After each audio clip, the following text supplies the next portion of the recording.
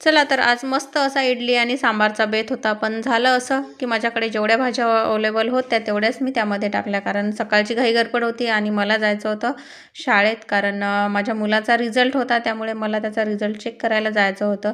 तर जेवढ्या होत्या तेवढ्या मी टाकल्या आणि कुकरला 2 ते 3 शिट्ट्या मी मस्त काढून घेतल्या. आणि नंतर मग इडलीचं बॅटर बघते तर थोडीफार थंडी आहे. रात्रीच मी काढून ठेवलं होतं, पण त्याला पाहिजे तसा काही स्पंज आला नव्हता.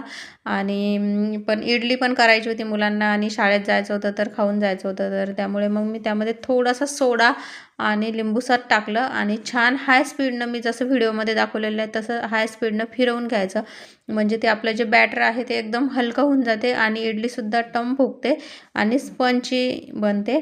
तर छान मी इथे इडलीसुद्धा लावून दिली आणि नंतर जो सांबार आहे त्यालासुद्धा मी तडका देऊन दिला. तर खूप छान असा सांबार झाला होता.